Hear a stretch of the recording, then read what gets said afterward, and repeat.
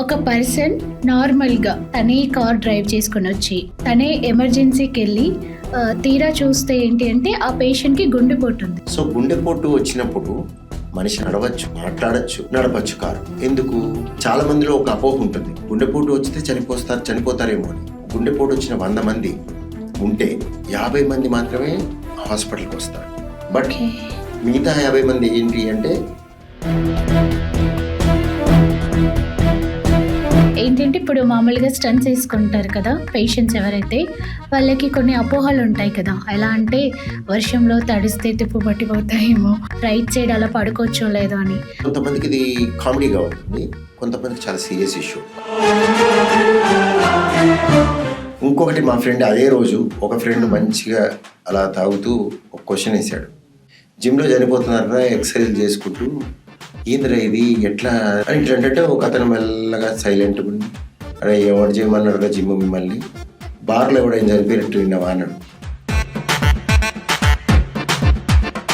But జనరల్గా ఒక మనిషి పరిగెడుతూ కానీ నడుస్తూ కానీ ఒక బాధతో ఆగిపోయినప్పుడు పక్కన వాళ్ళు గమనించాలి, ఎందుకు ఆగిపోతున్నాము. అదొక హిడెన్ సైన్, అంటే అదొక లక్షణం గుండెకి. నమస్తే, వెల్కమ్ టు అవర్ ఛానల్. ఈరోజు మనతో పాటు ఉన్నారు ఇంటర్వెన్షనల్ కార్డియాలజిస్ట్ డాక్టర్ రవికాంత్ గారు, అపోలో హాస్పిటల్స్. నమస్తే సార్. నమస్తే మా. Happy to see here sir. Thank you and same to you. Thank you sir. ఒక person sir, 50 years old person, తను రెగ్యులర్గా 6 monthsకి ఒకసారి హెల్త్ చెకప్స్ చేయించుకుంటాడు. ఆ హెల్త్ చెకప్స్లో ఏంటి అంటే పర్ఫెక్ట్ అని వచ్చింది, అంటే ఎలాంటి ప్రాబ్లం లేదు, అన్నీ కరెక్ట్గా ఉన్నాయి. కానీ తను క్యాజువల్గా అంటే ఆఫీస్కి వెళ్ళి ఇంటికి వెళ్ళడము, అలా నార్మల్గా ఒకరోజు అలా వెళ్తుంటే తనకి మామూలుగా చెస్ట్ పెయిన్ వచ్చింది. తను ఏంటి అంటే గ్యాస్ట్రిక్ ప్రాబ్లం ఏమో అనుకుని ఒక చిన్న క్లినిక్లో కానీ ఒక కార్డియాలజీ క్లినిక్ దగ్గరికి వెళ్ళి టెస్ట్ చేయించుకున్నారు. వాళ్ళు ఏంటి అంటే కొన్ని టెస్ట్లు చేస్తారు, కార్డియాకి బేసిక్గా రిలేటెడ్వి 2D ఎకో ఇంకా అలా చేశారు. చేశాక మీరు వేరే హాస్పిటల్కి వెళ్ళండి, మంచి హాస్పిటల్కి, కొంచెం ఎక్కువ ఫెసిలిటీస్ ఉన్న హాస్పిటల్కి వెళ్ళండి, అక్కడికి ఒకసారి కన్సల్ట్ అవ్వండి అంటే తను అక్కడికి వెళ్ళారు. వెళ్ళాక ఏంటి అంటే 2 walls బ్లాక్ అయిపోయాయి, స్టెంట్స్ వేశారు. ఇలా హెల్దీగా ఉన్న పర్సన్కి సడన్గా చెస్ట్ పెయిన్ అని ఇలా టెస్ట్లో ఎప్పుడు పాజిటివ్గా చూపించే టెస్ట్లు, హెల్దీగా చూపించే టెస్ట్లు ఇలా ఐడెంటిఫై చేయడం ఎలా సార్? యాక్చువల్లీ చాలా చక్కని ప్రశ్న ఇది. ఎందుకంటే హెల్త్ చెక్ చేసుకొని ఫాల్స్ సెక్యూరిటీతో చాలామంది ఉంటారు. అంటే హెల్త్ చెక్ అనే వర్డ్ ఏదైతే ఉందో కొంచెం అది మిస్నామర్ అంటే మీరు చేసుకుంటున్న చెకప్ టార్గెటెడ్ చెకప్ కాదు. టార్గెటెడ్ అంటే ఓకే, మీరు డాక్టర్లని చాలామంది సంప్రదించరు, ప్యాకేజ్ చూసుకొని చేసుకుంటూ వెళ్ళిపోతుంటారు. అవును సార్. సో ఈ ప్యాకేజ్ చేసుకున్నప్పుడు ఆ ప్యాకేజ్ మీద ఉన్న ఏ శబ్దం అయితే ఉందో, అంటే particular class, for example whole body checkup అని ఉంది. హోల్ బాడీ చెకప్ అని ఉన్నప్పుడు అది హోల్ బాడీ చెకప్ కాదు. ఓకే, అది హోల్ బాడీ చెకప్ అని పేరు. హోల్ బాడీ ఎప్పటికీ చెక్ కాదు. సో నీకు హోల్ బాడీ చెకప్ అంటే హోల్ బాడీ చెకప్ అయిపోయిందని కాదు, ఆ ప్యాకేజ్ పేరు హోల్ బాడీ చెకప్. అలానే some kind of heart package అన్నారు. హార్ట్ ప్యాకేజ్లో ఏమేమి ఇంక్లూడ్ అయ్యాయి అనేది ఇంపార్టెంట్, మీకు ఏది అవసరం అనేది కూడా ఇంపార్టెంట్. సో హార్ట్ ప్యాకేజ్లో నీకు అవసరమైన పరీక్ష ఇంక్లూడ్ కాకపోతే అది పికప్ అవ్వదు డిసీజ్. సో మీరు ఇవన్నీ హెల్త్ ప్యాకేజెస్ పేర్లు ఏవైతే పెట్టారో వాటితో అది అవుతుందని ఏం లేదు. సో ఎలా తెలవాలి ఇవి అంటే, సరైన సమాధానం నేను చెప్పాలి అంటే కనుక మీరు డాక్టర్ దగ్గరికి వెళ్ళి మీ యొక్క ఇబ్బందిని, సరే ఇబ్బంది లేదు, లేకపోతే మీ కన్సర్న్ అంటే మీకున్న సమస్య అవ్వక్కర్లేదు, మీకున్న అనుమానం కానీ సంశయం కానీ మీకు ఇది అని చెప్తే దానికి తగ్గట్టుగా టార్గెటెడ్ టెస్టింగ్ చేస్తారు. అంతేగాని హెల్త్ చెక్ చేసుకొని అన్నీ అయిపోయినాయి అనుకోవటం మాత్రం భ్రమ. సో మీరు చెప్పిన ఈ పర్టికులర్ విషయానికి వస్తే, ఈ ఎగ్జాంపుల్ విషయానికి వస్తే అదేం ఆశ్చర్యం కాదు. ఎందుకంటే హెల్త్ చెక్ చేసుకున్నారన్నారు, ఎవ్రీ 6 months చేసుకుంటున్నారన్నారు. దీంట్లో గుండెకి సంబంధించిన సమస్యని పిక్ చేసే సరైన పరీక్ష ఆ పర్టికులర్ పర్సన్కి ఉందా అనేది మనకు తెలియదు. ఎగ్జాంపుల్, ఇప్పుడు మాస్టర్ హెల్త్ చెకప్ అని ఒక చోటు ఉంటుంది. ఒక చోట మాస్టర్ హెల్త్ చెకప్లో ఒక రకమైన పరీక్షలు ఉంటాయి, ఇంకో ల్యాబ్లో ఇంకో రకంగా ఉంటాయి. ఒక హాస్పిటల్లో మాస్టర్ హెల్త్ చెకప్, ఇంకో హాస్పిటల్లో మాస్టర్ హెల్త్ చెకప్ వేరువేరుగా ఉంటాయి. ఓకే. సో ఇవన్నీ కూడా మరి ఏ చెకప్ చేసుకోవాలి అనేది మీకు ఒక పేషెంట్ సైడ్ నుంచి ఏది చేసుకోవాలనేది మీకు తెలియదు. అవును సార్, క్వశ్చన్ మార్క్. సో మీరు సరైన విధంగా వెళ్ళాలి అంటే డాక్టర్ని సంప్రదించాలి. సో మాస్టర్ హెల్త్ చెకప్కి నేను చెప్పిన దానికి వస్తే, మీరు చేయించుకొని హెల్త్ చెకప్ అయిపోయింది అంటారు. దాంట్లో మీకు గుండె డాక్టర్ సంప్రదించి ఉండకపోవచ్చు, అసలు గుండె డాక్టర్ని మీరు కలిసి ఉండకపోవచ్చు. 2, మీకు సరైన పరీక్ష, కొంతమందికి సరైన పరీక్ష ట్రెడ్మిల్ టెస్ట్, కొంతమందికి సరైన పరీక్ష ఎకోకార్డియోగ్రామ్, కొంతమందికి సరైన పరీక్ష ఈసీజీ చాలు, కొంతమందికి ఈ 3 అవసరం, కొంతమందికి ఈ 3 కూడా సరిపోవు, ఇంకేదైనా పరీక్ష చేయాల్సి వస్తుంది, సిటీ యాంజియోగ్రామ్ అనో, లేకపోతే కొంతమందికి ఎక్సర్సైజ్ స్ట్రెస్ ఎంపీఐ అవసరం, కొంతమందికి కాల్షియం స్కోర్ అనేది అవసరం. అలా ఒక్కొక్క మనిషికి ఒక్కొక్క రకంగా అవసరం ఉంటాయి. వారికి ఉన్న స్థితిగతులను బట్టి, వారికి ఉన్న పరిస్థితులను బట్టి పరీక్షలు చెప్పడం జరుగుతుంది. సో అందరికీ ఒకటే రకమైన బ్యాటరీ ఆఫ్ ఇన్వెస్టిగేషన్స్, ఒకే రకమైన ప్రోటోకాల్లో ఉండవు. సో దీనివల్ల నీకు సరైన విధంగా పరీక్షలు చేయకపోతే మిస్ అయిపోయే అవకాశం ఉంది. సో ఇది ఆశ్చర్యం ఏమీ కాదు. అంటే ఆ పర్టికులర్ పర్సన్కి సరైన పరీక్ష అయి ఉండకపోవచ్చు, లేదా సరైన డాక్టర్ని కలిసి ఉండకపోవచ్చు. ఈ సరైన డాక్టర్ అంటే నేను చెప్పేది ఎక్స్పర్టీస్. అంటే మీరు ఎక్స్పర్ట్ని కలవకపోయి ఉండొచ్చు, ఆ ఎక్స్పర్ట్ పికప్ చేసి ఉండవు. అంటే మీరు ఎక్స్పర్ట్ని కలవకపోతే పికప్ చేసుకోలేరు, అంటే ఆ జబ్బుని పికప్ చేయరు. కొన్నిసార్లు పరీక్షలన్నీ కూడా నార్మలే ఉంటాయి. డాక్టర్ని సంప్రదించినప్పుడు డాక్టర్ చెప్తాడు, నీకు ఈ పరీక్షలు సరిపోవు, మీకు గుండెకి సమస్య ఉన్నట్టుగా నాకు అనుమానం ఉంది. డాక్టర్ చెప్తాడు, మీకు దీనిపైన ఈ పరీక్ష అవసరం, ఇది చేసుకోవాలి అని చెప్పడం జరుగుతుంది. అప్పుడు మీకు పికప్ అయిపోయే అవకాశం ఉంటుంది. ఓకే, బేసిక్గా కార్డియాలజిస్ట్ని కలిస్తే బెటర్. కార్డియాలజిస్ట్ని కలవాలి. అంటే గుండె విషయానికి వస్తే ఆర్థో ప్రాబ్లం ఉంటే ఆర్థోపెడిషియన్ కలవాలి. ఏ ప్రాబ్లం లేనప్పుడు, అనుమానం ఉన్నప్పుడు, మీకు సస్పిషన్ ఉన్నప్పుడు పర్టికులర్ ఎక్స్పర్ట్, దేని మీద సస్పిషన్ ఉందో ఆ పర్టికులర్ ఎక్స్పర్ట్ని కలవాలి. అసలు ఏది లేదు, still you want to understand whether you are all right అంటే అప్పుడు జనరల్ ఫిజిషియన్ కలవాలి. ఓకే, ఒక పేషెంట్కి సార్ ఇప్పుడు చెస్ట్ పెయిన్ నుండి కన్సల్ట్ అయ్యారు, ఓకే, ఎలాంటి చెస్ట్ పెయిన్ లేకుండా, ఏది లేకుండా నార్మల్గా వచ్చినప్పుడు ఆ పేషెంట్కి స్ట్రెస్ టెస్టింగ్ అని ఉంటుంది కదా సార్, అది ఉంటుందా, అది చేస్తారా, అది పాసిబుల్ అవుతుందా? ఇది యాక్చువల్గా సరైన ప్రశ్న. చాలామందిలో ఏ ఇబ్బంది ఉండదు, అది చెస్ట్ పెయినే అవ్వక్కర్లేదు. అసలు ఇబ్బంది అంటే ఆయాసం అవ్వచ్చు, దడ అవ్వచ్చు, మంట అవ్వచ్చు, పట్టేసినట్టు అవ్వచ్చు, వాట్ ఎవర్, ఏ డిస్కంఫర్ట్ లేకుండా, ఏ బాధరబంది లేకుండా అనుమానంతో వస్తారు. అనుమానం అనేది ఎలా కలుగుతుంది? అవేర్నెస్, ఇలాంటి ఇంటర్వ్యూలు చూసి అవ్వచ్చు, పక్కింట్లో ఎవరికైనా అదే వయసు వాళ్ళు ఇబ్బంది కలిగి స్టెంట్లు పడి ఉండొచ్చు, బైపాస్ అయి ఉండొచ్చు, లేకపోతే హాస్పిటల్ అడ్మిట్ అయ్యి వచ్చి ఉండొచ్చు, ఉన్నటువంటి ప్రాణాలు కోల్పోయిన వాళ్ళు కూడా ఉండొచ్చు. కొన్నిసార్లు ఏజ్ ఎక్కువ తక్కువ అటు ఇటు పెట్టండి, ఫైనల్గా మీకు దగ్గరలో ఎవరికైనా ఏదైనా జరిగినప్పుడు, ఎస్పెషల్లీ సడన్గా మొన్నటి వరకు చక్కగా ఉండి, నిన్నటి వరకు చక్కగా ఉండి, 1 గంట ముందు వరకు చక్కగా ఉండి ఏదైనా జరిగినప్పుడు వాళ్ళకి ఈ సంశయం వస్తుంది, అరే నేను కూడా చూపించుకోవాలి, ఏదైనా ఉందేమో నాకు కూడా అని. ప్లస్ మనలాంటి ఇంటర్వ్యూస్ చూసిన వాళ్ళు కూడా ఉంటారు. సో ఇటువంటి వాళ్ళు మా దగ్గరికి సంశయంతో వస్తారు, సస్పిషన్తో.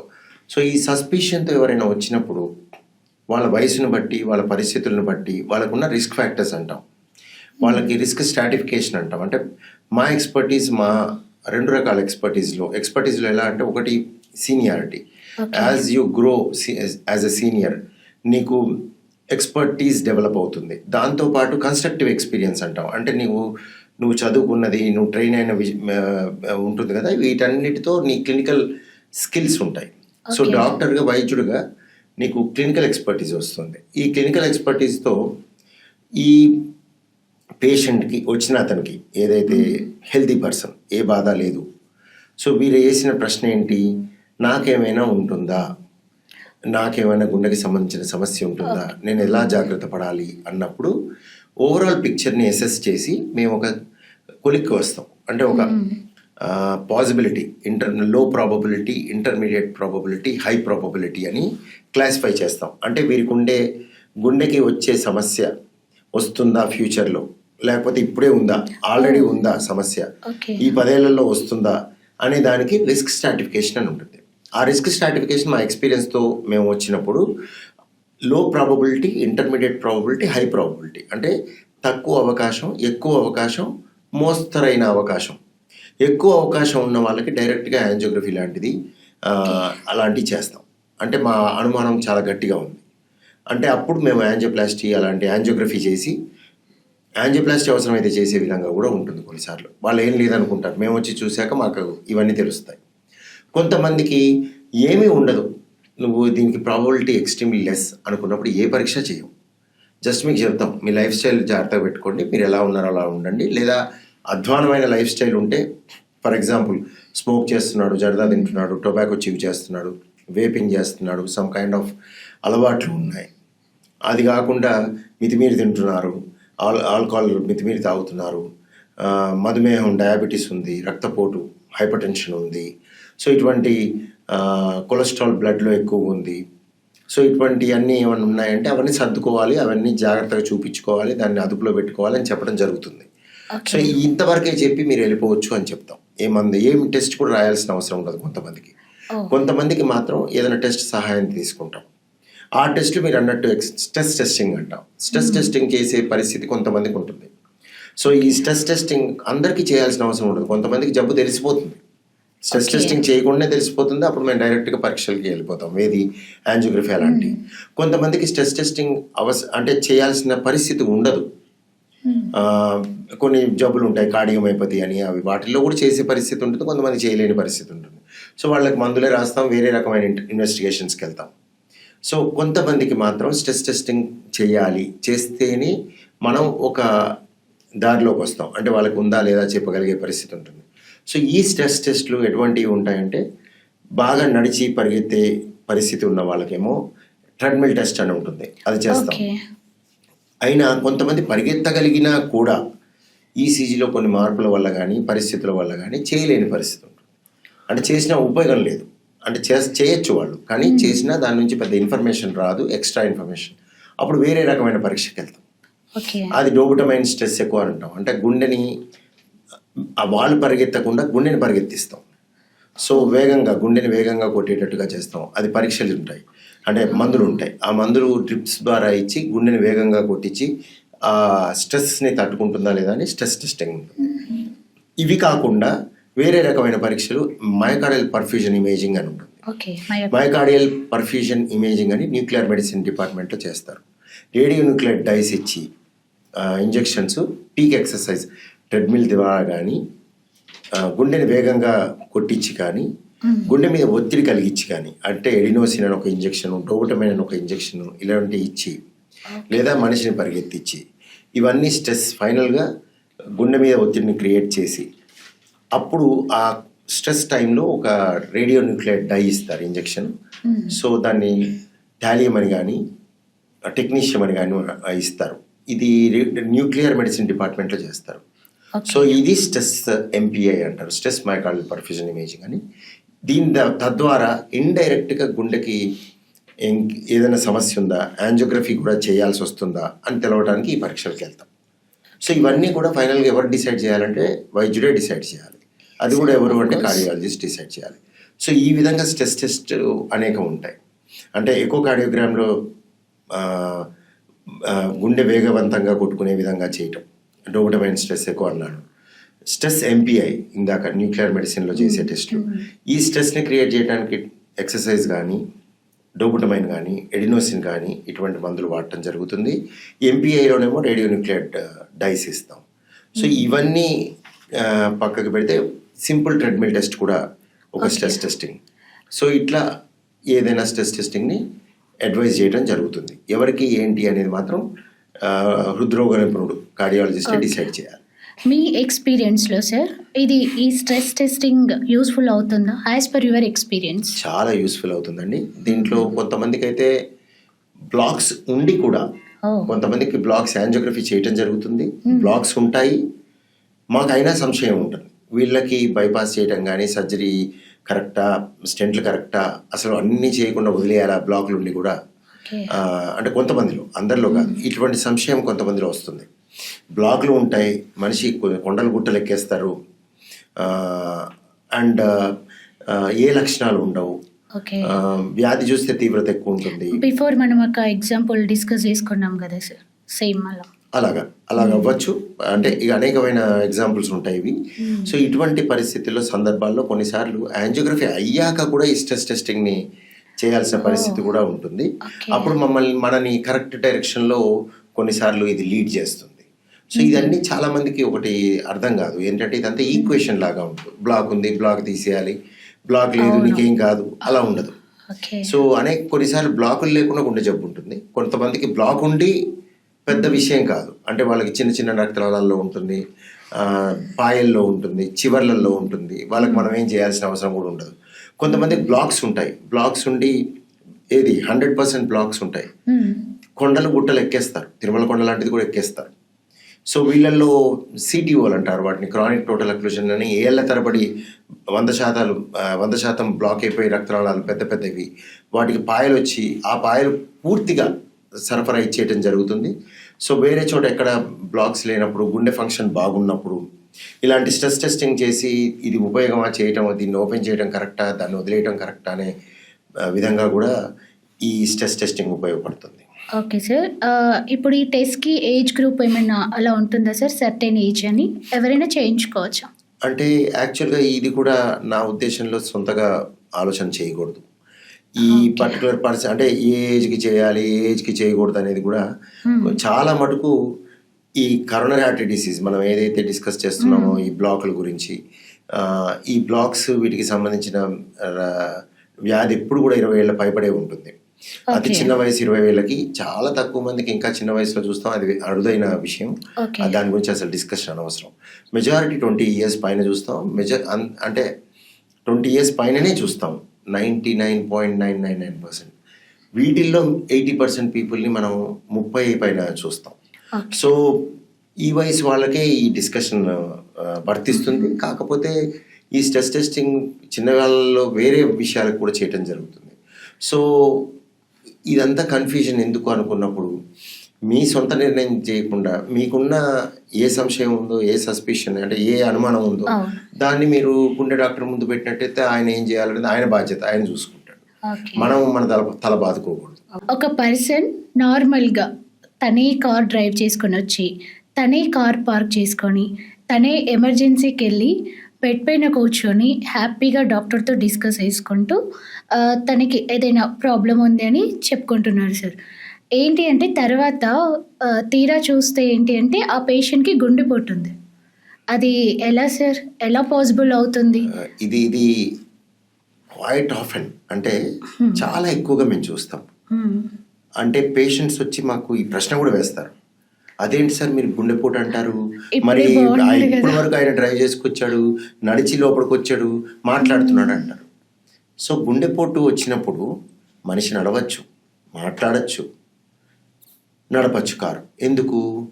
మీకు గుండెపోటు వచ్చినప్పుడు మీ బాధ ఛాతిలో కానీ, మెడల్లో కానీ, దవడల్లో కానీ, లేదా ఆయాసం కానీ, ఆవలింతలు కానీ, చెమటలు కానీ అన్నీ ఉంటాయి. కానీ మీ స్వరపేటిక పడిపోదు, మాట్లాడగలుగుతారు, కాళ్ళు పడిపోవు, నడుస్తారు, డ్రైవ్ చేసే శక్తి ఉంటుంది, చూసే శక్తి ఉంటుంది. సో ఇవన్నీ measure of disease, not a measure of disease అంటాం. అంటే ఇవన్నీ అంటే ఒక మనిషి నడవటం, మెట్లెక్కటం, దిగటం, కొండలు గుట్టలు ఎక్కాడు, ఇవన్నీ చేశాడు అంటే గుండెపోటు కాదని కాదు. గుండెపోటు ఉండి కూడా ఇవన్నీ చేసే పరిస్థితి ఉంటుంది కొంతమందికి. ఎందుకంటే అది టైం ఇస్తుంది కొంతమందికి, అందరికీ ఇవ్వదు. అంటే చాలా మందిలో ఒక అపోహ ఉంటుంది, గుండెపోటు వచ్చితే చనిపోతారేమో అని. గుండెపోటు వచ్చి మా దగ్గరికి వచ్చే వాళ్ళ సంఖ్య ఒక 100 మందికి మీరు సంఖ్య తీసుకున్నట్టయితే ప్రపోర్షన్ 100లో గుండెపోటు వచ్చిన 100 మంది ఉంటే 50 మంది మాత్రమే హాస్పిటల్కి వస్తారు. బట్ మిగతా 50 మంది ఏంటి అంటే నిద్రలో కానీ అక్కడికక్కడే కానీ సైలెంట్ డెత్లు అవుతాయి. సో ఈ వచ్చిన 50 మంది ఎలా వస్తారు? ఇలానే వస్తారు, నడిచి వస్తారు, మెట్లెక్కి వస్తారు, మాట్లాడుతూ వస్తారు, బాధ చెప్పుకుంటారు, వాళ్ళే చెప్పుకుంటారు. చాలామంది అటెండెన్స్ కూడా తీసుకురారు. అంటే కొంతమంది ఏంటంటే ఇంట్లో వాళ్ళకి చెప్పడం ఎందుకు, వాళ్ళు భయపడతారని కానీ, కొంతమంది ఏమో ఆఫీస్లో వర్క్ చేస్తూ అక్కడి నుంచి వచ్చేస్తారు. అవును. కొంతమంది నిద్రలో వాళ్ళు ఒక్కలే ఉంటారు ఇంట్లో, వాళ్ళే లెగిసి వస్తుంటారు. సో ఇదేం ఆశ్చర్యమైన విషయం కాదు. సో తెలుసుకోవాల్సింది ఏంటంటే, గుండెపోటు వచ్చినప్పుడు ప్రతి మనిషి కదలలేని పరిస్థితి, మాట్లాడలేని పరిస్థితి, కార్ డ్రైవ్ చేయలేని పరిస్థితి ఉండదు. ఓకే. అంటే ఆ అలా సింప్టమ్స్ ఏముండదు. ఏవి కనిపించవో ఇంకా అంటే సివియర్. సిమ్టమ్స్ ఇవే సిమ్టమ్స్. ఇప్పుడు ఓకే. కష్టం ఉంది కదా, హ్మ్. ఆయన వచ్చి బాధ చెప్పుకున్నాడు. ఎందుకు వచ్చాడు? ఎమర్జెన్సీ అన్‌ఈజీగా రూమ్కి ఉండడం. నడిచి డ్రైవ్ చేసుకొని అంత దూరం నుంచి బాధ చెప్పుకోవడానికి ఎందుకు వచ్చాడు? హోటల్కి వెళ్ళరే, రెస్టారెంట్కి వెళ్ళలేదు, హ్మ్.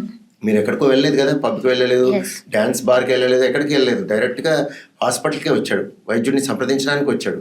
ఆడ్ అవర్స్లో వచ్చాడు, చాలాసార్లు ఆడ్ అవర్స్లో వచ్చాడు. ఇంకోటి, అవుట్ Okay. పేషెంట్కి వెళ్ళలేదు, ఎమర్జెన్సీకి వచ్చాడు. ఇయర్‌కి రావడం. ఓకే. సో ఎమర్జెన్సీకి రావాల్సిన పరిస్థితి ఎందుకు వచ్చింది? Of course sometimes false calls కూడా ఉంటాయి. Okay. False negatives, false positives అంటాం. అంటే అంటే సార్? కొంతమంది తప్పుగా గుండెపోటు ఉండి గుండెది అనుకోకుండా, తెలియకుండా, అంటే వాళ్ళు ఇది గుండెదే అనుకోరు. సో వాళ్ళు కొంతమంది అవుట్ పేషెంట్లు వెయిట్ చేస్తూ ఉంటారు. మనకి వెయిటింగ్లో నలుగురు ఐదుగురు నేను చూశాక వాళ్ళు వస్తారు లోపలికి. అదేంటండి ఇప్పటివరకు అంటే, మేము ఏదో గ్యాస్ అనుకున్నామండి అంటారు. అలా కూడా జరుగుద్ది. ఇది ఇంకోళ్ళు కొంతమంది ఏంటంటే అది గుండెదే కాదు, అంటే అసలు గుండెది కాదు అది, ఓకే. వాళ్ళు గుండెది అనుకొని భయపడిపోయి ఏది చిన్న నొప్పి, ఏదో ములుగుచ్చుకున్న నొప్పి ఉంటుంది, కానీ వాళ్ళకి భయం ఉంటుంది, భయభ్రాంతులు అయ్యి వాళ్ళు ఎమర్జెన్సీకి వస్తారు. సో ఈదర్ వే, అంటే గుండెపోటు ఉన్న వాళ్ళు రాంగ్గా అవుట్ పేషెంట్కి రావచ్చు, ఈఎన్టీ సర్జన్ దగ్గరికి వెళ్ళొచ్చు దవడలు గుంజుతున్నాయని, థ్రోట్ పెయిన్ అని చెప్పి ఈఎన్టీ సర్జన్ దగ్గరికి వెళ్ళొచ్చు, తల పీకి చెవుల్లోకి వస్తుందని చెప్పి న్యూరాలజిస్ట్ దగ్గరికి వెళ్ళొచ్చు, భుజాలు రెండు పీకుతున్నాయని ఆర్థోపెడిషియన్ దగ్గరికి వెళ్ళొచ్చు, పొట్టలో మంట వస్తుందని చెప్పి గ్యాస్ట్రాంట్రాలజిస్ట్ దగ్గరికి వెళ్ళొచ్చు, ఓకే. వీపు వెనకాల మధ్య భాగంలో స్పైన్ మీద వస్తుందని చెప్పి స్పైన్ సర్జన్ దగ్గరికి వెళ్ళొచ్చు. సో ఇలా అనేకంగా కొంతమంది ఎక్కువగా గ్యాస్ట్రాంట్రాలజిస్ట్ దగ్గరికి, ఈఎన్టీ సర్జన్ దగ్గరికి అవును వెళ్ళడం సార్. చూస్తూ ఉంటాం. సో ఇలా రాంగ్ కాల్స్ ఎప్పుడూ ఉంటాయి, అంటే మిస్కన్సెప్షన్లో అటు ఇటు వెళ్తారు. సో ఈ పక్కకు పెడితే ఈ జబ్బేలు నేను చెప్పినట్టుగా గుండె జబ్బే లేకుండా రాంగ్గా మా దగ్గర రావడం జరుగుతుంది. ఎలా? ఇలానే చిన్న నొప్పి, ఎక్కడో గుచ్చుతున్నట్టు పెయిన్ ఉంటే రాత్రి అంతా నిద్రపోక భయపడిపోయి గుండెదేమో ఇలాంటి ఇంటర్వ్యూలు చూసి భయపడిపోయిన వాళ్ళు కూడా ఉంటారు. లేకపోతే పక్కింట్లో ఏదైనా జరిగి రీసెంట్ పాస్ట్లో జనరల్గా పక్కింట్లో లేకపోతే చుట్టాల్లో, తల్లిదండ్రుల్లో అలా ఎవరికైనా ఇబ్బందులు కలిగి ప్రాణహాని కలిగిన వీళ్ళల్లో కూడా ఒత్తిడికి గురయ్యి నొప్పి రాంగ్గా పర్సీవ్ చేసుకుంటారు. అంటే ఏదో తప్పు, అంటే ఏదో పెద్ద జరిగిపోతుంది అనుకొని రాంగ్గా ఈఆర్కి వస్తారు గుండె ప్రాబ్లం లేకుండా. So but this is better than missing out. అంటే ఇలాంటి వాళ్ళు వస్తే మేము లేదని చెప్పి పంపించడం బెటర్. ఉండి అవుట్ పేషెంట్లో రాంగ్ ప్లేసెస్లోకి వెళ్ళి మిస్ అయిపోయి, జబ్బుని మిస్ అయిపోయి ప్రాణం మీదకి వచ్చేదానికంటే తప్పుగా ఉందనుకొని, లేకుండా ఉందనుకొని మా దగ్గరకు వచ్చిన వాళ్ళు బెటర్. ఉండి లేదనుకొని మిస్ అయిపోతే ప్రమాదం. సో ఈ పాయింట్ చాలా మంది అర్థం చేసుకోవాలి. బట్ మనం ఫస్ట్ అనుకున్న పాయింట్కి నడిచి వచ్చారు, కార్ డ్రైవ్ చేసుకొని వచ్చారు, మాట్లాడుతున్నారు అనేది చాలా మంది గుండెపోటు ఉన్న వాళ్ళు చేసే పని, అదేం ఆశ్చర్యం కాదు. ఓకే. ఇప్పుడు మీరు చెప్పారు కదా సార్, ఈఎన్టీ దగ్గరికి వెళ్తారు, ఆర్థోపెడిషియన్ దగ్గరికి, డిఫరెంట్ కన్సల్టెంట్స్ దగ్గరికి వెళ్తారు అని. ఇప్పుడు అక్కడ వాళ్ళకి ఏ ప్రాబ్లం లేదు అని తెలిసింది. అప్పుడు వాళ్ళకి అంటే ఎలా ఐడెంటిఫై చేయాలి సార్? వాళ్ళకి తెలియదు కదా మనం నెక్స్ట్ కార్డియాలజీకి వెళ్ళాలని. ఇక్కడ పెయిన్ వస్తుంది, కార్డియాలజీకి దీనికి. మంచి ప్రశ్న. కానీ ఇది చాలా సింపుల్ థింగ్. ఎందుకంటే మీరు వెళ్ళింది ఒక స్పెషలిస్ట్ దగ్గరికి. మోస్ట్ ఆఫ్ ద టైం స్పెషలిస్టే డైరెక్ట్ చేస్తాడు. జనరల్గా ఈఎన్టీ సర్జన్ ఇది నాకేదో అనుమానంగా ఉందమ్మా, ఇది మాది కాదు, గుండె డాక్టర్దేమో అని మాకు అనుమానం ఉంది, గుండె డాక్టర్ దగ్గరికి వెళ్ళండి అంటారు. అతి తక్కువ మంది మందులు రాసి ఏం పెద్ద పర్లేదు అని ఇంటికి పంపించేయడం జరుగుతుంది. అప్పుడు మిస్ అయిపోతారు diagnosis. But majority of times అందుకే ఎంబీబీఎస్ చేశాక ఇవన్నీ చేయాలి. చాలా డిగ్రీల్లో ఎంబీబీఎస్ అయ్యాక, ఎండి అయ్యాకనే సూపర్ స్పెషాలిటీ ఉంటుంది. ఎందుకంటే ఈ వైడ్ రేంజ్ నాలెడ్జ్ అవసరం.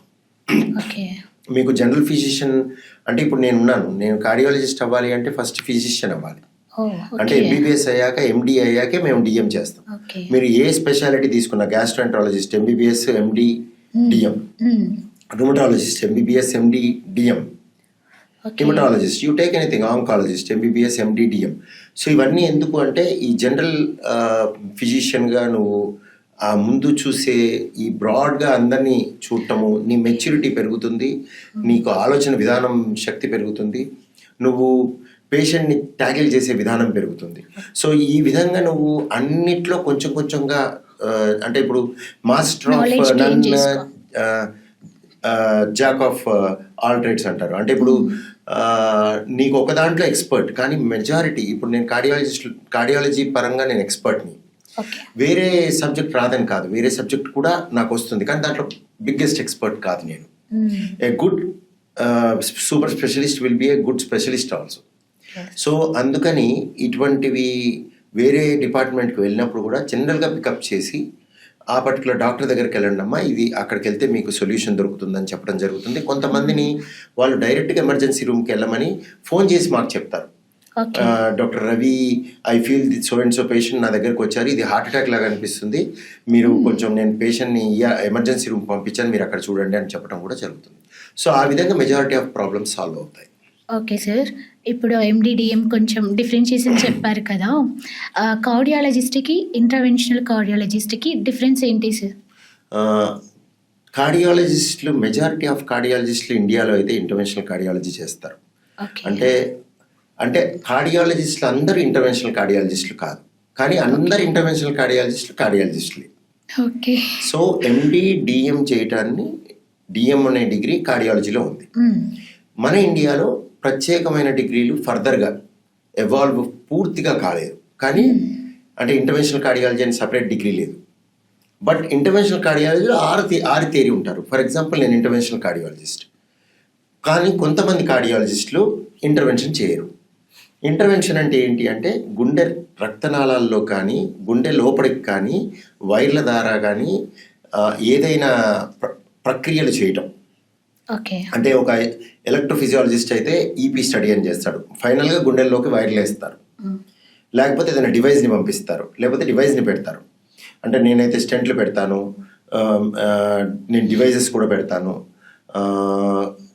ఇంకా ఫిల్టర్స్ అని పెడతాను, ఇలా అనేకమైన ప్రొసీజర్స్ ఉంటాయి. సో ఇవన్నీ కూడా లోపల ఒక మార్పు తీసుకొస్తారు గుండె లోపల, అది కట్ చేయకుండా, కొయ్యకుండా, చేయి దగ్గర నాడి ద్వారా రేడియల్ ఆర్టరీ కానీ, లేకపోతే కాలు దగ్గర తొడ దగ్గర ఉన్న గ్రాయిన్లో ఉన్న ఫిమరల్ ఆర్టరీ అని కానీ, వీన్స్ సిరలు ఫిమరల్ వీన్ కానీ, అట్లా అనేకమైన ప్లేసుల నుంచి, సిరల నుంచి కానీ, దమనుల నుంచి కానీ గుండెకి వెళ్ళి గుండెలో మార్పులు తీసుకొస్తాం. సో దీన్ని ఇంటర్వెన్షన్ అంటారు. సో ఇలా చేసే వాళ్ళని ఇంటర్వెన్షనల్ కార్డియాలజిస్ట్ అంటారు గుండెలో చేసినప్పుడు. సో ఇలా చేయకుండా కూడా ప్రాక్టీస్ చేసే వాళ్ళు ఉంటారు. ఎలా? కన్సల్టేషన్ చూడటం, పేషెంట్ కన్సల్టేషన్ చూడటం, ఎకో కార్డియోగ్రామ్ అని ఇమేజింగ్ చేయటం, సిటీ యాంజియోగ్రామ్ అని సిటీ స్కాన్ ద్వారా చేయటం, లేకపోతే మీకు ఈసీజీ చూడటం, ట్రెడ్మిల్ టెస్ట్ చేయటం, ఇందాక అనుకున్న స్ట్రెస్ ఎంపీఐ చేయటం, అలా లోపలికి వెళ్ళి గుండెలో మార్పులు చేయకుండా పేషెంట్ని, బేసిక్ అనకూడదు, ఇది ఎక్స్పర్టీజే. సో ఇది కూడా కార్డియాలజిస్టే, కానీ దీన్ని నాన్ ఇన్వేజివ్ కార్డియాలజీ అంటారు. అంటే నాన్ ఇన్వేజివ్ కార్డియాలజిస్ట్ అంటే కార్డియాలజిస్టే, కానీ లోపలికి వెళ్ళి గుండెని ఏమి టచ్ చేయడం అలాంటివి చేయరు. సో దీంట్లో ఇంకొకటి కూడా ఉంది, అది ఇండియాలో తక్కువలా, ఇన్వేజివ్ నాన్ ఇంటర్వెన్షనిస్ట్ అని ఉంటారు. ఇన్వేజివ్ నాన్ ఇంటర్వెన్షనిస్ట్ అంటే ఇందాక చెప్పింది నాన్ ఇన్వేజివ్స్ లోపలికి అసలు వెళ్ళరు. ఇన్వేజివ్ నాన్ ఇంటర్వెన్షనిస్ట్ అంటే యాంజియోగ్రఫీ వరకు చేస్తారు, కానీ ఇంకా ఫర్దర్గా వెళ్ళి స్టెంట్లు పెట్టడం కానీ లోపల డివైజెస్ అమర్చడం కానీ చేయరు. సో ఇదొక డిపార్ట్మెంట్ ఉంది, ఇన్వేజివ్ నాన్ ఇంటర్వెన్షనిస్ట్ అని, కానీ అది ఇండియాలో ఎక్కువగా అలాంటి డిపార్ట్మెంట్ లేదు. ఈ కార్డియాక్ సర్జన్ కి కార్డియాలజిస్ట్ కి అది డిఫరెన్స్ ఏంటి? అది చాలా డిఫరెన్స్ ఉంది. ఎందుకంటే కార్డియాలజిస్ట్ ఫస్ట్ థింగ్, కార్డియాలజిస్ట్ అంటే ఎంబీబీఎస్ చేశాక ఎండి చేస్తారు. ఎండి అంటే ఫిజిషియన్తో సమానమైన డిగ్రీ చేసి, సమానమైన డిగ్రీ కాదు, ఫిజిషియన్ డిగ్రీయే, అది చేసి డిఎం ఫర్దర్గా స్పెషాలిటీ కార్డియాలజీ తీసుకుంటారు. వేరే కార్డియాక్ సర్జన్ అంటే ఎంబీబీఎస్ చేశాక ఎంఎస్ తీసుకుంటారు, ఎంఎస్ జనరల్ సర్జరీ, ఎండి చేయరు. సో ఇది సర్జరీ ఇక్కడే డివైడ్ అయిపోతుంది. సర్జన్స్ అందరూ కట్ చేసి చేసేవి చేస్తారు. సో స్టెర్నమ్ని కోయటం కానీ, పక్క నుంచి చిన్న ఇన్సిషన్ ఇచ్చి కానీ, పెద్ద ఇన్సిషన్ అవ్వచ్చు, చిన్న ఇన్సిషన్ అవ్వచ్చు, ఫైనల్గా కత్తులు కటార్లు వాడతారు. ఓకే. సర్జన్ అనేవాళ్ళు. అది కోసి గుండె లోపలికి వెళ్ళి మార్పులు తీసుకొస్తారు. అది బైపాస్ సర్జరీ అవ్వచ్చు, ఓపెన్ హార్ట్ సర్జరీ అవ్వచ్చు. చాలా మందికి కన్ఫ్యూజన్ ఉంటుంది. ఓపెన్ హార్ట్ సర్జరీ వేరు, బైపాస్ సర్జరీ వేరు. అండ్ ఏంటి సార్ డిఫరెన్స్ ఏమిటి అంటే, ఓపెన్ హార్ట్ సర్జరీ అంటే చెస్ట్ని ఓపెన్ చేసి, అంటే అయితే స్టెర్నం కట్ చేసి, ఈ స్టెర్నం అనేది కట్ చేసి కానీ, లేకపోతే పక్క నుంచి MICS అంటారు, మినిమల్ ఇన్వేజివ్ కార్డియాక్ సర్జరీస్ అని, ఈ పక్క నుంచి చిన్న రంధ్రం చేసి కానీ గుండెల్లోకి వెళ్ళి గుండెని కట్ చేయరు. గుండె ఉపరితలం పైన ఉన్న దమనులన్నీ అవుట్ సైడ్ దమనులని రిపేర్ చేస్తారు. బయట నుంచి కాలు నుంచి కానీ ఈ గుండె పక్కన ఉన్న దమనుల్ని కానీ తీసుకొచ్చి కుడతారు. దాన్ని బైపాస్ సర్జరీ అంటారు. దీంట్లో గుండెని కోయరు, చెస్ట్ ని కోస్తారు, గుండె పైన ఉన్న దమనులని రిపేర్ చేస్తారు. దీన్ని తెలియక అందరు వాల్వుల్ అంటుంటారు. అవి వాల్వుల్ కావు, దమనులు, ఆర్టరీస్. వాల్వుల్ బ్లాక్ అయినా స్టెంట్ పెడతారు అంటుంటారు. అది వాల్వుల్ కావు, అవి వెజల్స్, దమనులు, ఆర్టరీస్. సో ఈ ఆర్టరీస్ ని రిపేర్ చేయడాన్ని బైపాస్ సర్జరీ అంటారు, CABG. ఓపెన్ హార్ట్ సర్జరీ అంటే ఏంటంటే, ఇందాక చెప్పినట్టుగా చెస్ట్ ని స్టెర్నల్ బోన్ ని కట్ చేయటము, పక్కన లేకపోతే పక్కన నుంచి వెళ్ళటం, MICS అని.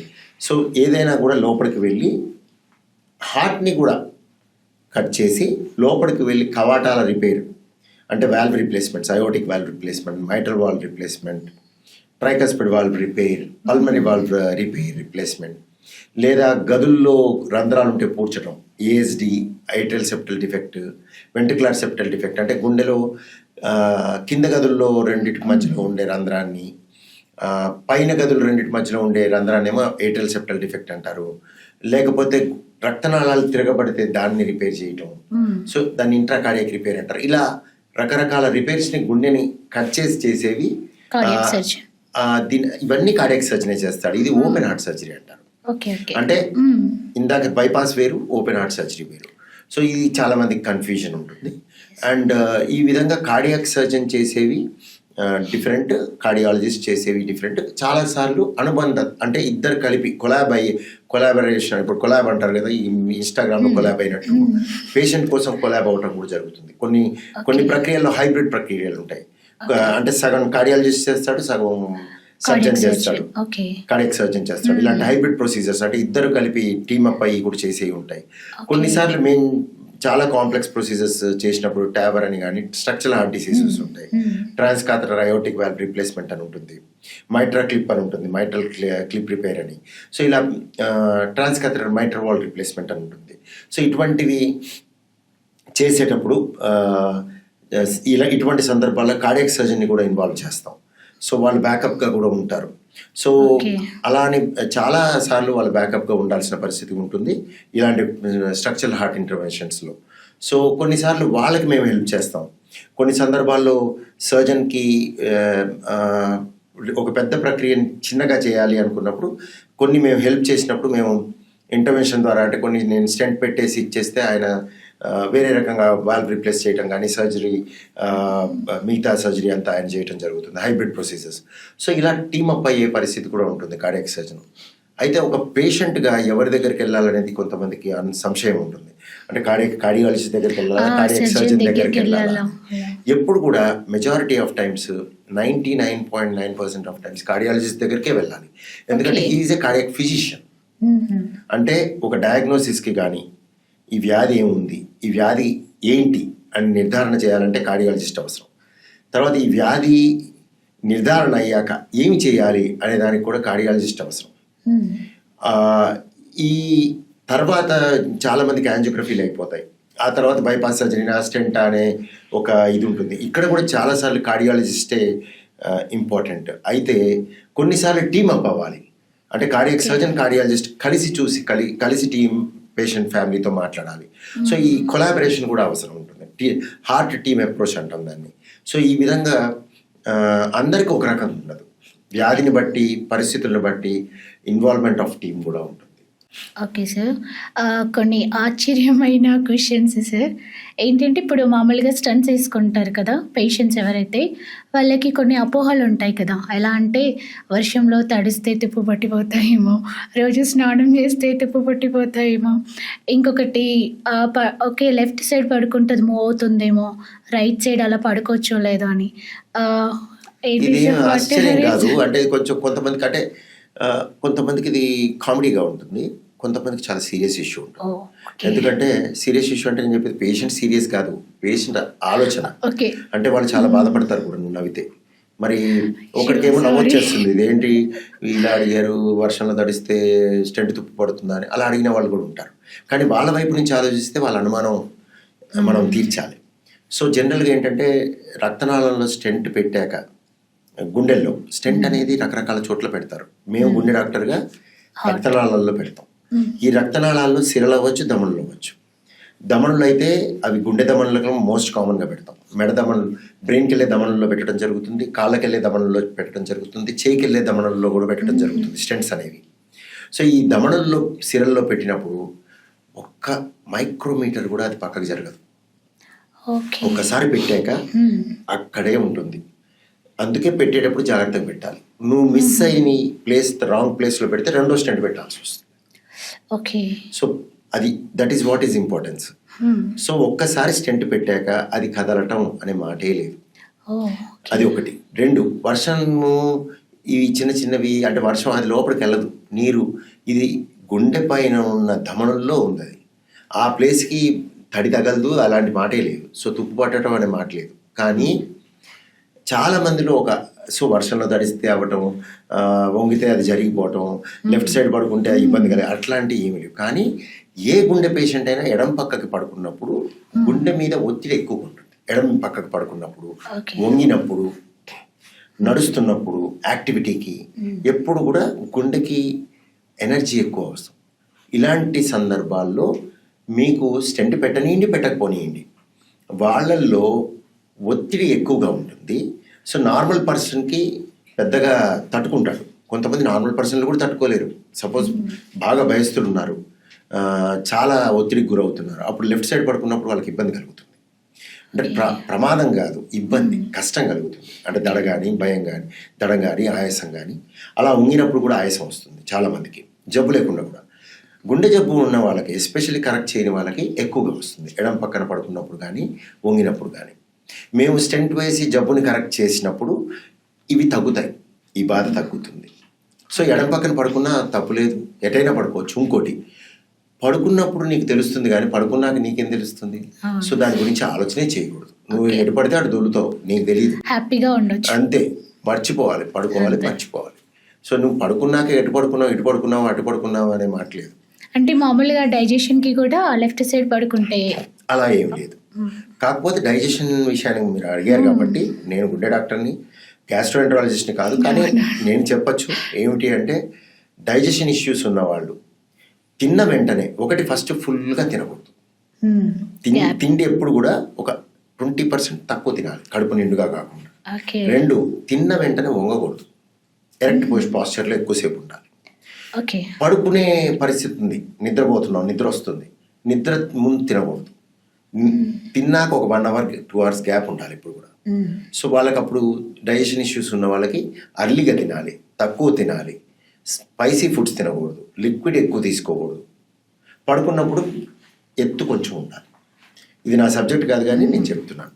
సో ఇవి డైజెషన్కి సంబంధించినవి. గుండెకి సంబంధించి నువ్వు ఇష్టం, నువ్వు ఎటైనా పడుకోవచ్చు, పడుకోవడానికి సమస్య ఏం లేదు. బట్ లెగిసి ఉండగా, అంటే నేను నిద్రపోలేదు, ఎడం పక్కన పడుకుంటే ఇబ్బంది వస్తే కుడి పక్క తిరగండి, పెద్ద విషయం కాదు. కాకపోతే ఊరూరికే వస్తే డాక్టర్ చూపించుకోండి, ఎందుకు వస్తుందని, అది కూడా ఉంది. అది కూడా డాక్టర్ని కన్సల్ట్. ఇంకోటి, ఇక స్టెంట్ మీరు విషయానికి వస్తే, నేను ఇందాక చెప్పినట్టుగా ఇందులో పెట్టిన అటు ఇటు జరగవని ఒక మాట చెప్పాను.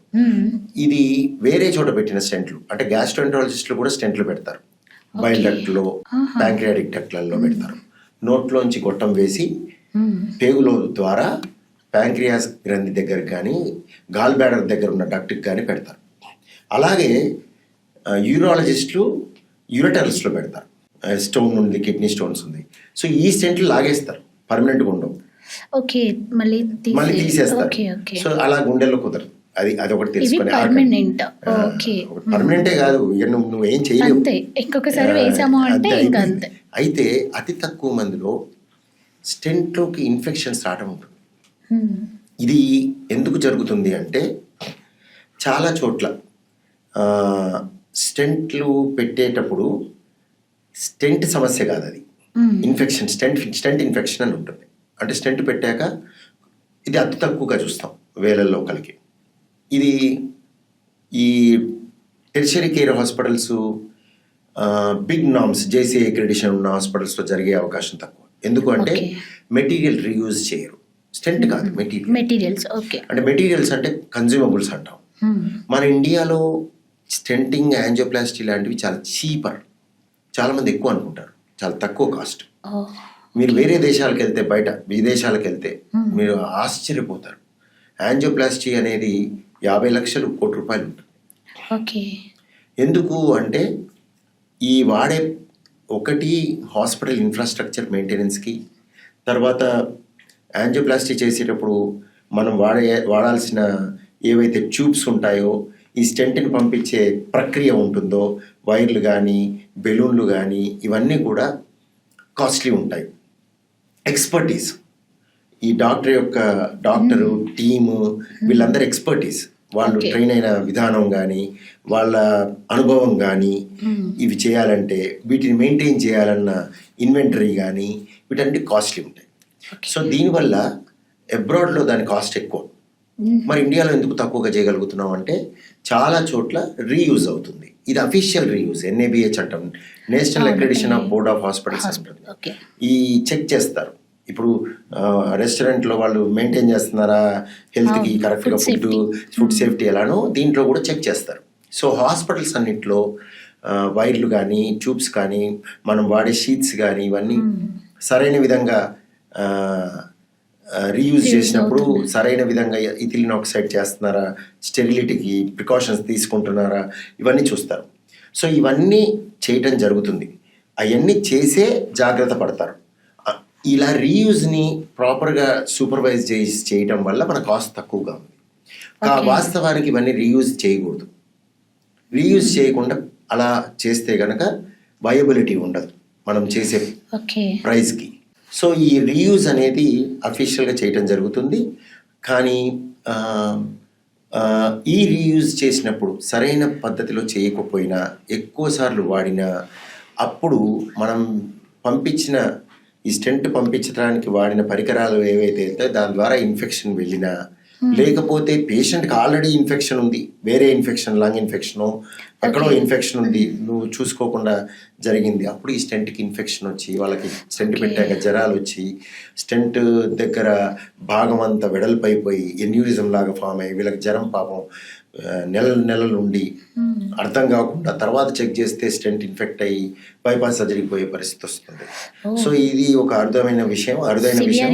సో ఈ రీయూజ్ బై గాడ్స్ గ్రేస్ నేను పనిచేసే చోట రీయూజ్ అనే మాట లేదు, రీయూజ్ చేయాలి. సో ఇటువంటి చూడటం జరగదు మా దగ్గర.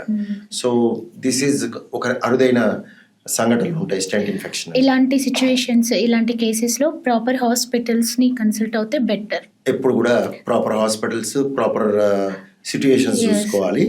అంటే ఆ అక్రిడిషన్స్ ఉండాలి అన్ని. అంటే మీరు సేఫ్టీ అనేది చూసుకోవాలి. Safety important. మామూలుగా ఇంతకుముందు చాలా మనం ఎక్కువగా వినేది లిపిడ్ ప్రొఫైల్, బ్లడ్స్, వాటి గురించి ఎక్కువగా టెస్ట్ చేయించుకునేవాళ్ళు సార్. ఈ మధ్య ఏంటి అంటే కాల్షియం స్కోర్ అని ఒకటి కొత్తగా వింటున్నాం. అసలు ఈ కాల్షియం స్కోరు ఎవరికి చేస్తారు, ఎందుకు చేస్తారు, ఎప్పుడు చేస్తారు, అసలు ఎందుకు చేయించుకోవాలి సార్? సో లిపిడ్ ప్రొఫైల్ అనేది కోర్స్ ఇప్పుడు అందరూ లిపిడ్ ప్రొఫైల్ అనేది భయపడుతుంటారు. కొలెస్ట్రాల్ ఎక్కువగా ఉంది అంటే బ్లాక్ అయిపోయింది అనుకుంటుంటారు. కొలెస్ట్రాల్ ఎక్కువ ఉంటే బ్లాక్ అయినట్టు కాదు. కొలెస్ట్రాల్ ఎక్కువ ఉంటే నీకు అవకాశం ఎక్కువ, బ్లాక్ ఉండే అవకాశం లేదా బ్లాక్ ఫ్యూచర్లో వచ్చే అవకాశం. అంతేగాని కొలెస్ట్రాల్ ఎక్కువ ఉంటే ఈరోజు బ్లాక్ ఉన్నట్టు కాదు. సో ఈ అపోహ చాలా మందిలో ఉంటుంది. అంటే కొలెస్ట్రాల్ చేసేసుకొని ఎక్కువ ఉంటే బ్లాక్ ఉంది అనుకుంటుంటారు, తక్కువ ఉంటే లేదనుకుంటుంటారు. కొలెస్ట్రాల్ తక్కువ నార్మల్ ఉండి కూడా బ్లాక్స్ ఉండొచ్చు. కొలెస్ట్రాల్ ఎక్కువ ఉండి బ్లాక్ ఉండకపోవచ్చు కూడా. మరి ఆ పరీక్ష ఎందుకు? ఆ పరీక్ష రిస్క్ స్ట్రాటిఫికేషన్. అంటే స్మోకింగ్ లాగా, స్మోకింగ్ చేస్తే గుండెపోటు వస్తుంది, స్మోకింగ్ చేయకపోతే రాదని కాదు. స్మోకింగ్ చేసే వాళ్ళలో సంఖ్య ఎక్కువ, గుండెపోట్లు వచ్చే సంఖ్య. స్మోకింగ్ చేయని వాళ్ళలో అవకాశం తక్కువ. సో అందుకు నువ్వు స్మోకింగ్ చేయొద్దు అంటాం. అంతేగాని కొంతమంది స్మోక్ చేసి కూడా తప్పించుకున్న వాళ్ళు ఉంటారు, స్మోక్ చేయకుండా కూడా హార్ట్ అటాక్ వచ్చిన వాళ్ళు ఉంటారు. అలాగే లిపిడ్ ప్రొఫైల్ కూడా సిమిలర్గా సో లిపిడ్ ప్రొఫైల్లో ఎక్కువ ఉంటే కంగారు పడిపోవాల్సిన అవసరం లేదు. అలా అని చెప్పి లిపిడ్ ప్రొఫైల్ నార్మల్ ఉంటే ఏం కాదని అనుకోవడానికి కూడా లేదు. ఓకే. సో లిపిడ్ ప్రొఫైల్ గురించి ఇది మీరు తెలుసుకోవాల్సిన విషయం. లిపిడ్ ప్రొఫైల్లో ఈ వాల్యూ ఇంత ఉంది అంత ఉందని నిద్రపోకుండా భయపడిపోయి అలా గాబరా అవ్వాల్సిన అవసరం లేదు. అది ఫ్యూచర్ కోసం మనం చేసుకుంటాం. అది ఉన్నవాళ్ళు డాక్టర్ని సంప్రదించండి. అది అసలు కొన్నిసార్లు మీరు పక్కన ఉన్న వాల్యూ మీరు ఎక్కువ అనుకుంటారు, అది ఎక్కువ కాదని డాక్టర్ చెప్పేస్తారు. సో పక్కన ఉన్న వాల్యూని బట్టి లేకపోతే చాట్ జీపీటీఓ ఏ చెప్పిందని చెప్పి మీరు డిసైడ్ అయిపోకూడదు. సిమిలర్గా లిపిడ్ ప్రొఫైల్ బాగుంది అంటే బాగున్నట్టు కాదు. కొన్నిసార్లు మీకు నార్మల్ అని మీరు అనుకుంటారు, ఏ చెప్పింది, చాట్ జీపీటీ చెప్పింది, మీ ఇంటి పక్కన ఒకటి చెప్పాడు, లేకపోతే మీ ఇంట్లో వాళ్ళు చెప్పారు, నువ్వు పక్కన ఉన్న రిపోర్ట్ చూసావని నువ్వు డిసైడ్ అయిపోతావు. కొన్నిసార్లు అది మీకు ఎక్కువ. సో ఆ వాల్యూ ఇండివిజువలైజ్ అవుతుంది. ఓకే. సో అదొకటి ఒక్కొక్క పర్సన్కి ఒక్కొక్క ఉంటుంది. ఓకే. రైట్. పర్సన్కి ఏజ్ బట్టి అవ్వచ్చు, వాళ్ళకున్న రిస్క్ అంటే వేరే రిస్క్లు, డయాబెటీస్ ఉంటే, స్మోకింగ్ ఉంటే, హైపర్ టెన్షన్ ఉంటే, ఆల్రెడీ గుండె జబ్బు ఉంటే, సో ఇలా రకరకాలుగా ఉంటుంది. సో లిపిడ్ ప్రొఫైల్ చేసుకున్నంత మాత్రాన కంగారు పడిపోద్దు. చేసుకుంటే చేసుకున్నారు ఒకటి. రెండవది, కొంతమంది లిపిడ్ ప్రొఫైల్ నెలలా చేసుకొని వచ్చేవాళ్ళు ఉన్నారు. అది చాలా తప్పు. అది అలా చేయకూడదు. ఇంకోటి, సొంతంగా ఊరికే 6 నెలలకోసారి ఇలా కూడా అవసరం లేదు. లిపిడ్ ప్రొఫైల్ చేసుకుంటే ఒకసారి చేసుకున్నారు, డాక్టర్ని సంప్రదించి తర్వాత ఎప్పుడు చేసుకోవాలని కనుక్కోవడం మంచిది. ఎందుకంటే నాకు కొంతమంది నెలకి ఒక గ్రాఫ్ తయారు చేసి బార్ డయాగ్రాము, గ్రాఫు, లేకపోతే క్యాప్లన్ మేయర్ కర్వ్ అని ఉంటుంది, ఒక curve y axis x axis ఇట్లా చేసుకొని వచ్చిన వాళ్ళు ఉన్నారు. అలా చేయడం కరెక్ట్ కాదు. సో అంత మెటికులస్గా భయపడిపోయి అలా చేస్తూ ఉంటారు కొంతమంది ఏంటంటే మ్యాథమెటిక్స్ని అప్లై చేసేస్తారు, ఫిజిక్స్ని, మ్యాథమెటిక్స్ని, కెమిస్ట్రీని ఈ లిపిడ్ ప్రొఫైల్ మీద అప్లై చేసేసి అదొక గ్రాఫ్ తయారు చేసుకొని వచ్చిన వాళ్ళు ఉన్నారు. సో ఇలాంటిది అంత అవసరం లేదు. తర్వాత ఇది పక్కకు పెడితే సిటీ కాల్షియం స్కోర్. సో మీరు అన్నది కరెక్ట్. ఈ మధ్య సిటీ కాల్షియం స్కోర్ ఎక్కువగా వింటున్నాం. ఈ సిటీ కాల్షియం స్కోర్ అంటే ఏమిటి అంటే, ఇది విరాట్ కోహ్లీ స్కోర్ కాదు, ఇది మన సూర్యకుమార్ యాదవ్ స్కోర్ కాదు, ఇషాన్ కిషన్ స్కోర్ కాదు. ఈ స్కోర్ని చూసి కంగారు పడిపోవటం, సెంచరీ కొట్టినట్టు, అరే ఇది 100 ఉంది 300 ఉంది అని. ఇంకా కొంతమంది అయితే నాకు ఇంకా ఆశ్చర్యం ఏంటంటే, నెలకు ఒకసారి చేసుకొని వచ్చి సార్ తగ్గింది ఇది పెరిగింది అంటుంటారు. ఇది అసలు పనికిరాని టెస్ట్ ఒక రకంగా.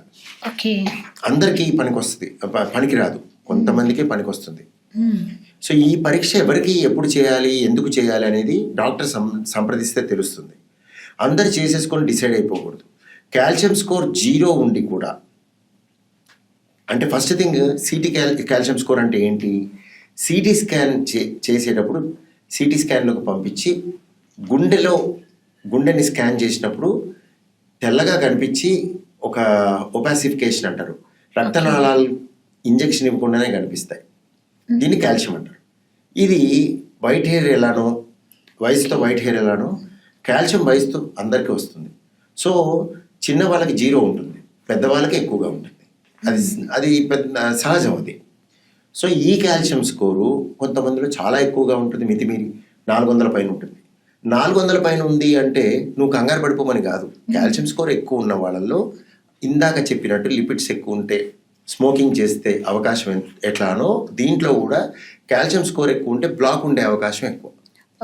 కాల్షియం స్కోర్ 0 అంటే నీకు బ్లాక్ లేదని కాదు. కాల్షియం స్కోర్ 0 లేని వాళ్ళకే మేము ఎక్కువగా చూస్తాం. అంటే మన దగ్గరకు వచ్చిన బ్లాక్స్ ఉన్న వాళ్ళు ఎక్కువ, మీరు సంఖ్యలో చూసినట్టయితే కాల్షియం స్కోర్ 0 ఉన్న వాళ్ళలోనే ఎక్కువ మందిని చూస్తుంటాం. ఎందుకంటే పాపులేషన్ ఎక్కువ ఆ గ్రూప్లో ఉంటుంది. కానీ ప్రపోర్షన్ అంటే పర్సంటేజ్ తీసుకున్నట్టయితే కాల్షియం స్కోర్ ఎక్కువ ఉన్న వాళ్ళలో ఎక్కువ అవకాశం, ప్రాబబిలిటీ ఎక్కువ. సో ఇదంతా స్టాటిస్టిక్స్ మీకు కన్ఫ్యూజన్ ఎందుకు అనుకుంటే, కాల్షియం స్కోర్ చేసుకున్నారు. ఫస్ట్ పాయింట్, సొంతగా ఏ పరీక్ష చేయకండి, డాక్టర్ని సంప్రదించి మీ అనుమానం పెట్టండి. కాల్షియం స్కోర్ ఏమంటారు సార్, చేయించుకోమంటారంటే ఆయన చేయించుకోమంటే చేయించుకోండి, వచ్చి చూపించండి.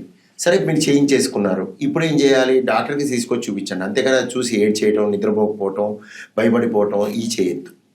ఏదో లైఫ్ అయిపోయినట్టుగా అలా చేయొద్దు.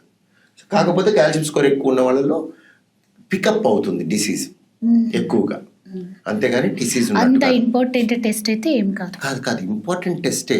ఎవరికి ఇంపార్టెంట్ అనేది డాక్టర్ నిర్ధారించాలి. అది కొంతమందికి ఇంపార్టెంట్, కొంతమందికి అన్ఇంపార్టెంట్. ఎవరికి ఇంపార్టెంట్, ఎగ్జాక్ట్లీ అనవసరంగా చేయించద్దు. అవసరమా లేదా అనేది ఏమో తేల్చుకోవాలి, ఎవరు చేయాలని తేల్చుకోవాలి. అంతేగాని కాల్షియం స్కోర్ నెల నెల చేసుకోవడం చాలా తప్పు, దానికి మీనింగే లేదు. ఓకే.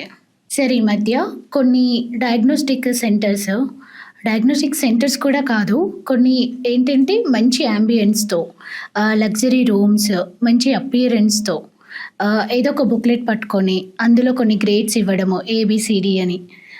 సో, దాన్ని బట్టి వీళ్ళు డిసైడ్ చేయడము. అసలు ఈ టెస్ట్‌లు ఇదంతా ఏంటి సార్? నేను రీసెంట్‌గా చూసాను. మీరు చెప్పింది నాకు కొంచెం అర్థమైందండి. అంటే కొంతమంది మా దగ్గరికి ఒక బుక్లెట్ పట్టుకొని వస్తున్నారు, పరీక్షలు అయినాయి అని చెప్పి.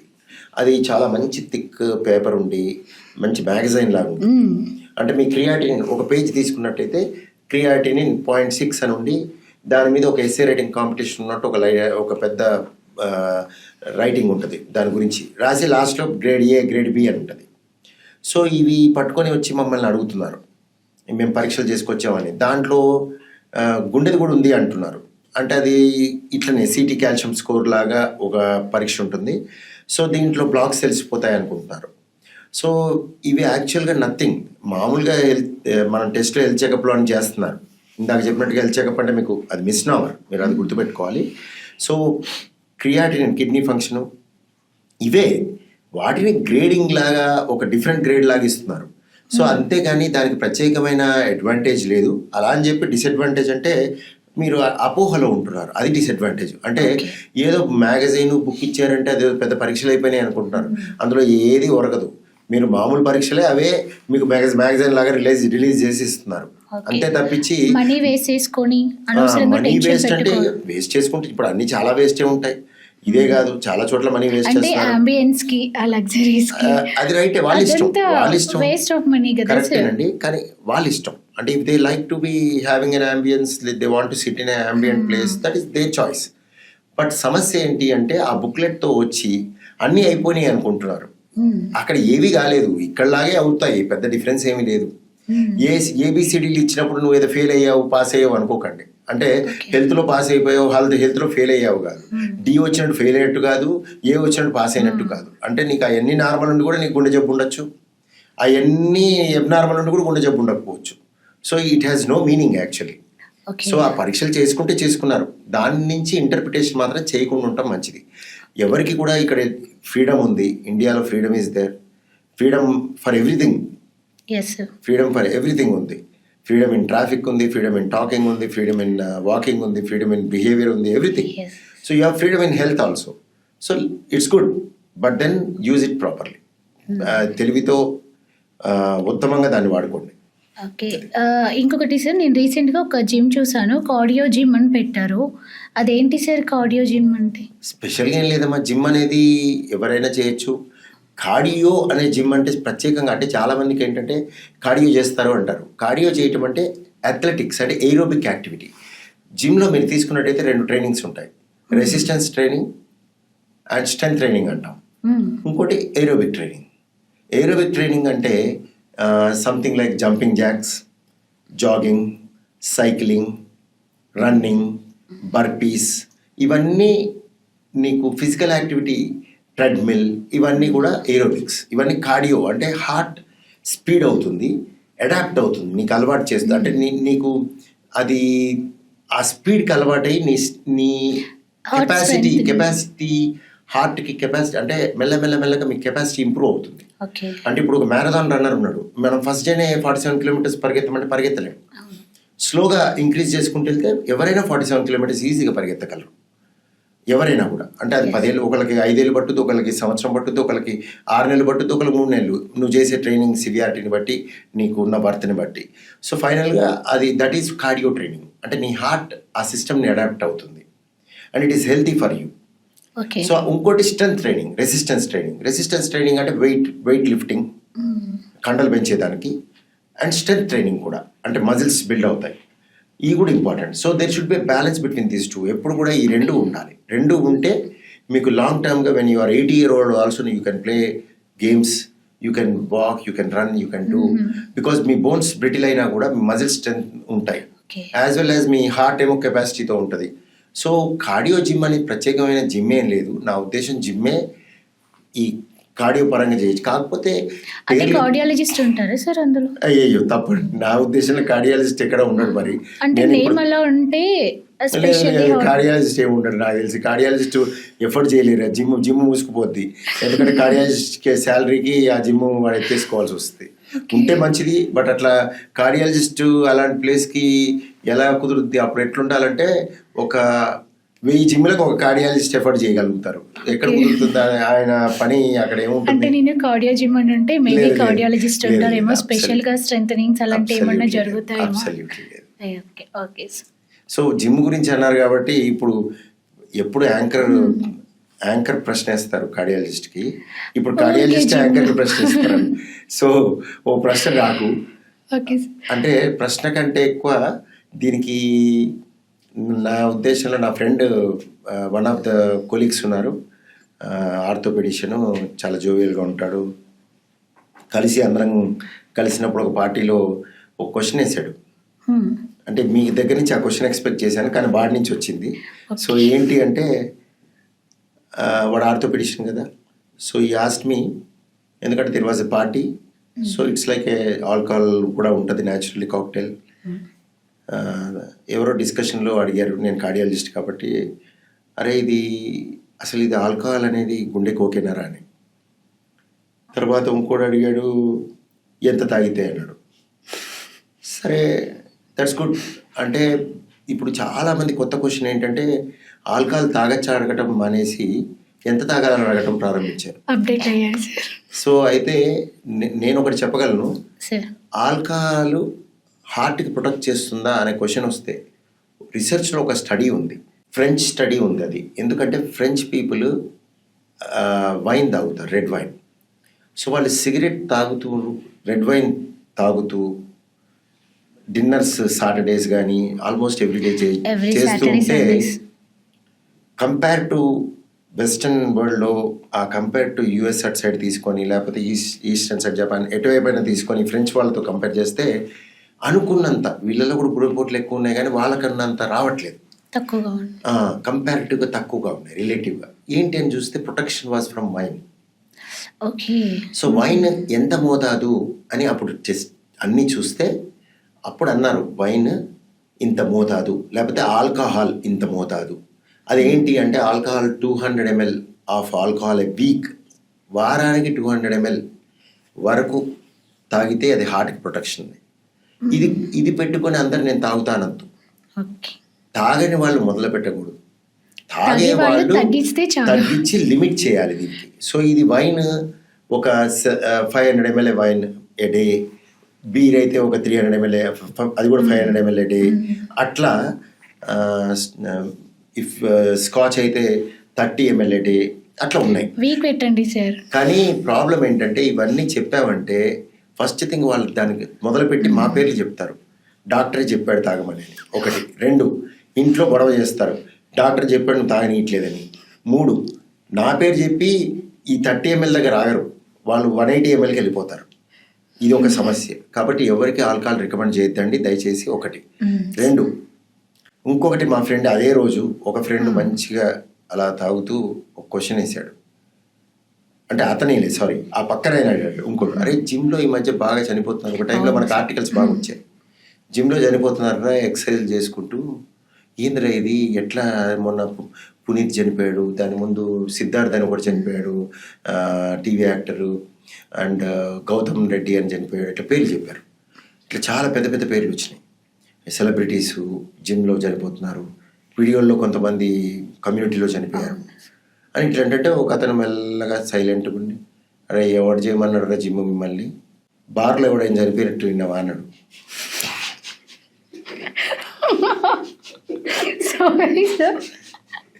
సారీ ఏముంది మరి, వాడు అడిగిన దానికి నేను ప్రశ్నకి ఆన్సర్ చెప్పాలి. నేనేం చెప్పాలి? నేను ఒకటే చెప్పిన, బార్ అనేది రిలాక్సేషన్, జిమ్ అనేది స్ట్రెస్ కాదు, activity. You are preparing for future. మంచిగా ఉండటానికి ఇప్పుడు కొండలెక్కాలి, గుట్టలెక్కాలి, నీ స్ట్రెంగ్త్ పెంచుకోవాలి, ఎండ్యూరెన్స్ అంటారు, నీ అన్ని విధాల నీ కెపాసిటీ పెంచుకోవాలి, లాంగ్ టర్మ్గా బెస్ట్ ఉండాలి అని ఈ రోజున నువ్వు you are doing a hard work. It is a hard work. తాగటం రిలాక్సేషన్, రిక్రియేషన్. నీ మైండే వేరు సెట్, 2 సెట్లు. జిమ్లో చనిపోవడానికి కారణం ఏమిటంటే మెజారిటీ పీపుల్ జబ్బు ఉండి తెలుసుకోకపోవటం. ఓకే.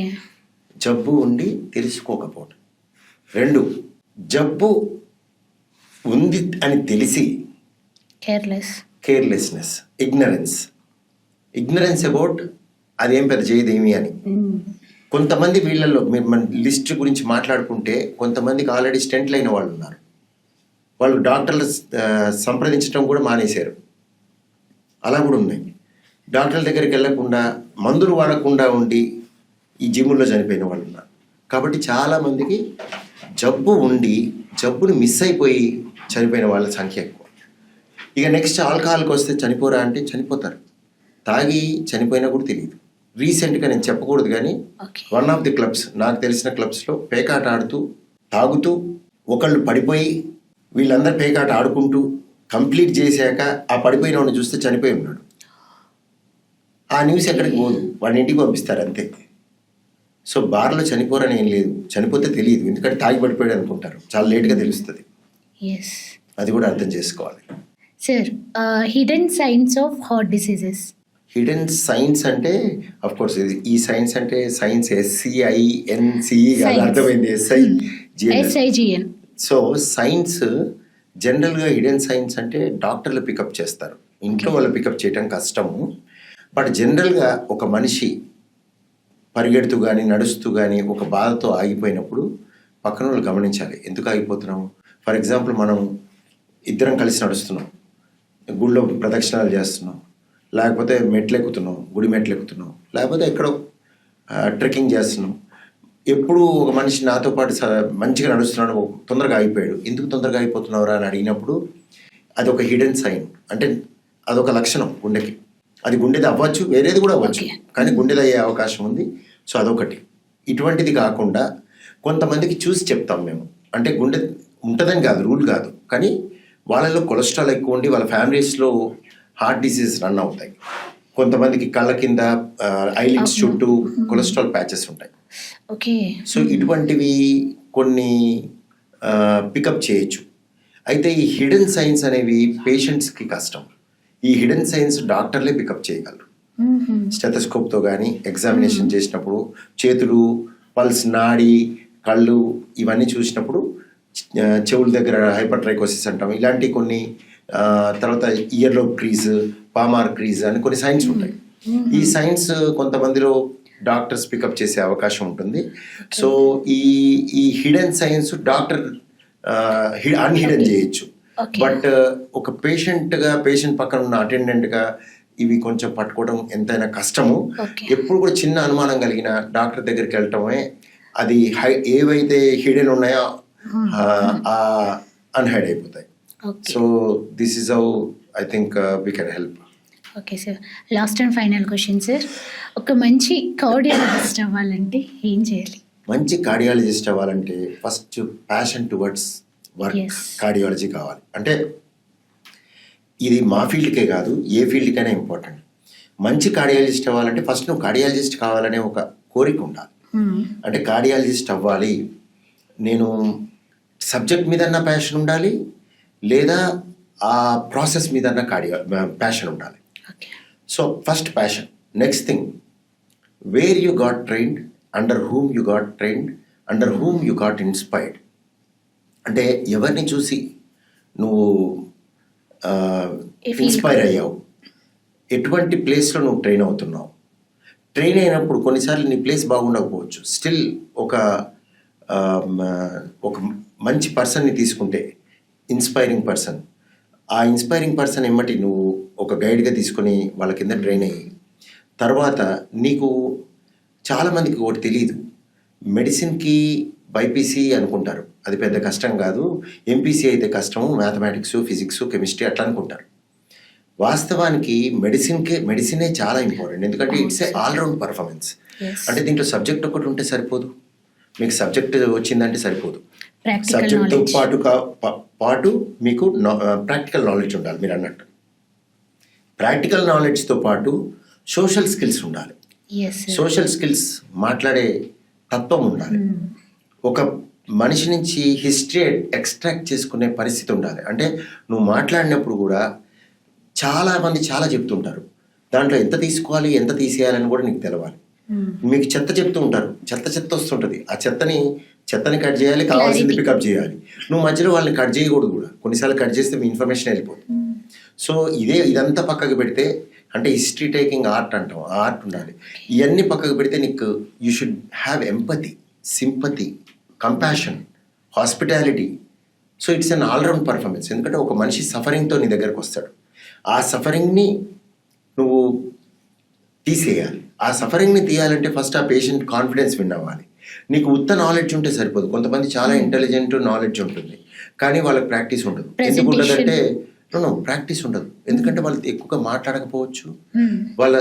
వాళ్ళు అసలు డాక్టర్ అంటే వాళ్ళకి యాక్చువల్ నాలెడ్జ్, స్కిల్ కూడా ఉంటుంది కొంతమందికి. ఆ స్కిల్ ఉన్నా కూడా పేషెంట్ డాక్టర్ ఆ మీట్ అవ్వటం, ఆ కెమిస్ట్రీ ఉండదు.